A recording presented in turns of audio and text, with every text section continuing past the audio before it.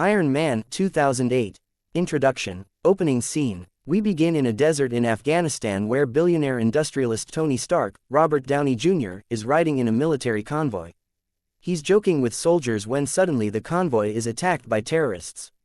Tony is severely wounded by a bomb, and he's captured by a group called the Ten Rings. This bomb, as we later find out, is one of his own weapons. Flashback to 36 hours earlier. Tony's life before capture. We are introduced to Tony's life of luxury and fame.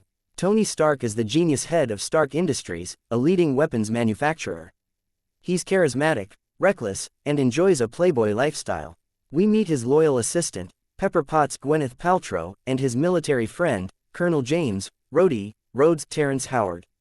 In Las Vegas, Stark receives an award but skips the ceremony to gamble and party, showing his lack of concern for his responsibilities. Presentation of Stark Industries' new weapon.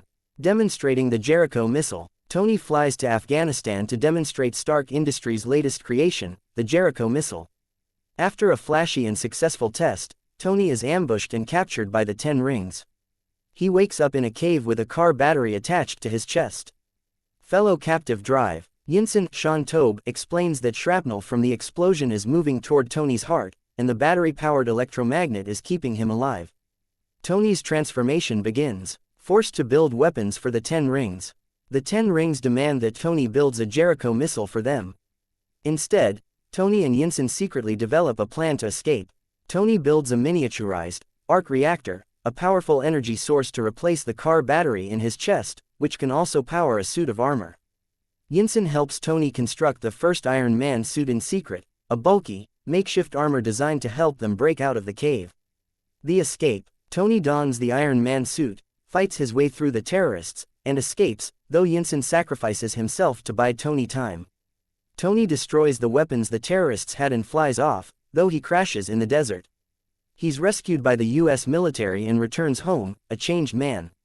Tony's change of heart. Shutting down weapons manufacturing. Back in the US, Tony holds a press conference where he announces that Stark Industries will no longer manufacture weapons.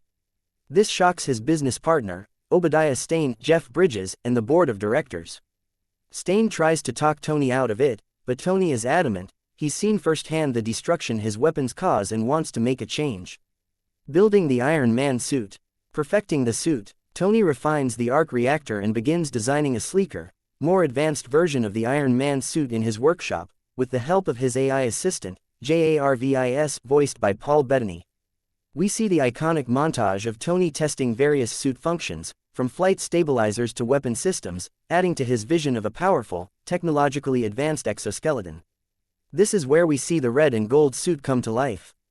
The reveal of the villain. Obadiah's betrayal. As Tony pursues a new direction, Obadiah Stane's true intentions are revealed. He's been selling Stark weapons to the Ten Rings behind Tony's back and is determined to seize control of the company. Stane arranges for the Ten Rings to kill Tony in Afghanistan, but the plan failed. Now, Stane plots to steal Tony's arc reactor technology. Tony's first mission is Iron Man. Stopping the Ten Rings. Tony, now in his new Iron Man suit, flies back to Afghanistan to stop the Ten Rings, who are terrorizing a village with Stark weapons. In an impressive action sequence, Tony takes out the terrorists and destroys their weapon stockpile. This is the first time we see the full capabilities of Iron Man in combat. Obadiah's power grab. Stane builds his own suit.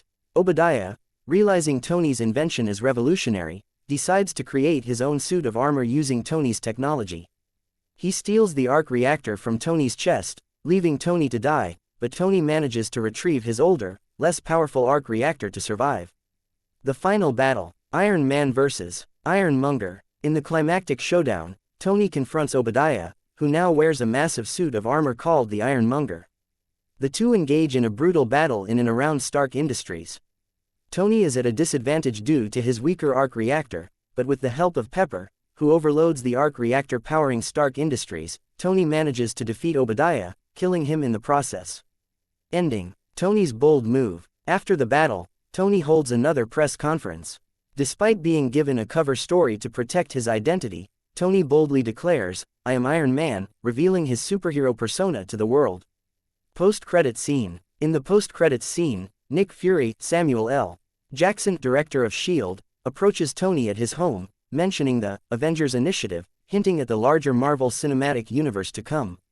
Conclusion: Iron Man 2008 sets the stage for the Marvel Cinematic Universe, showcasing Tony Stark's journey from a self-centered billionaire to a hero driven by responsibility and redemption.